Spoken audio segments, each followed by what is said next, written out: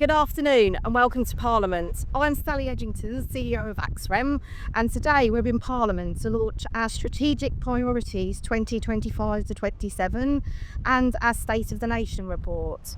We're looking forward to welcoming all of our attendees today, including stakeholders, members and members of Parliament. So come on in.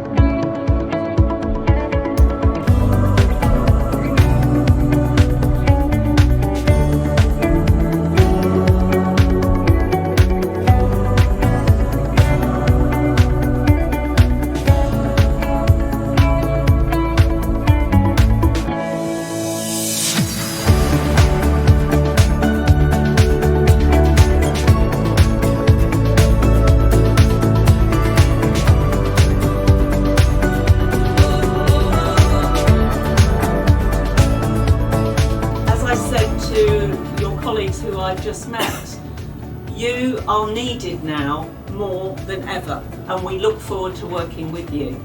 Just before the election, there were over 1.5 million people waiting for diagnostic tests in England.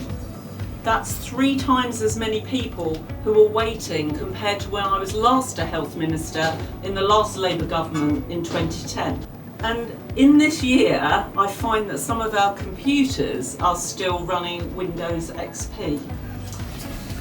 Just think about the tragedy that is. When we're in a world where artificial intelligence can actually transform healthcare across the world, because it means that patients in the UK are missing out.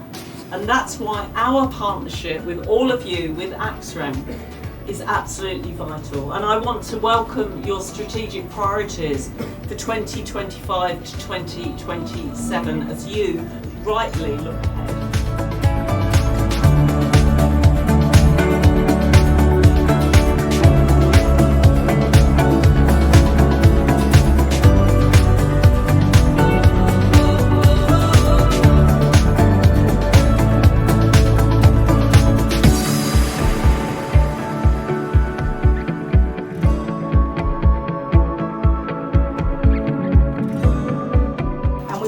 A digital pathology special focus group at the International Imaging Congress in London at the beginning of October.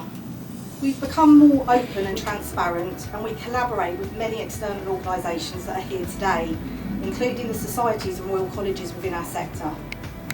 We've implemented robust governance and procedures, and we have strengthened our members' code of conduct and our constitution so that AXREM membership really means something.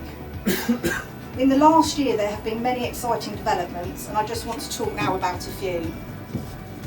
So in January we launched our Future Leaders Council, which serves as the voice of early career professionals within AXREM membership and aims to shape the future of our industry. Many of our future leaders are here today and will be speaking to you about the State of the Nation report they have prepared to complement our strategic priorities, and that should be inside the leaflet that you were given. In January, we also launched our Charity of the Year. So far with our donation, along with money raised from our event at UKIO and sponsorship received for our patient monitoring special focus group convener, David Britton, who is here today. David, give us a wave. There he is up there. And he will be running the Great North Half Marathon, means we have exceeded £3,400 for Alzheimer's Research UK, and we're pleased colleagues from Alzheimer's Research are also here with us today.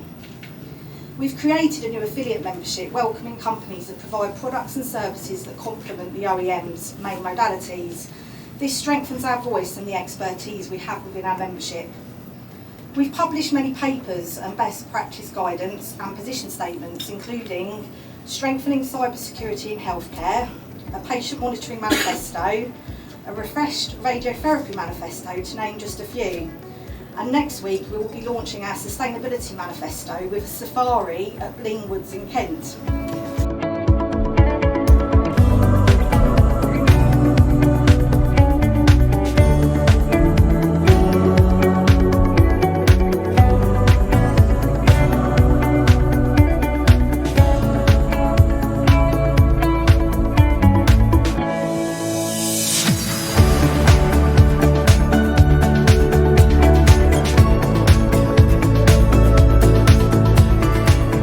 if I just look at radiotherapy, and this is a thing that we can absolutely hold our hands up and say that every party that's been anywhere near government for 30 or 40 years has to share the blame for this.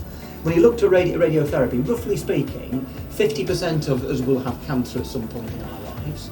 50% of those of us who have cancer at some point in our lives will need radiotherapy, and yet barely half of them will, as things currently stand.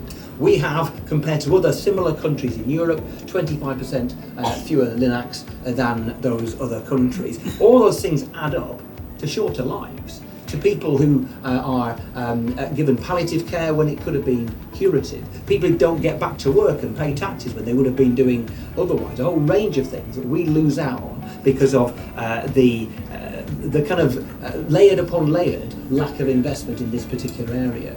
And so that's why it really matters.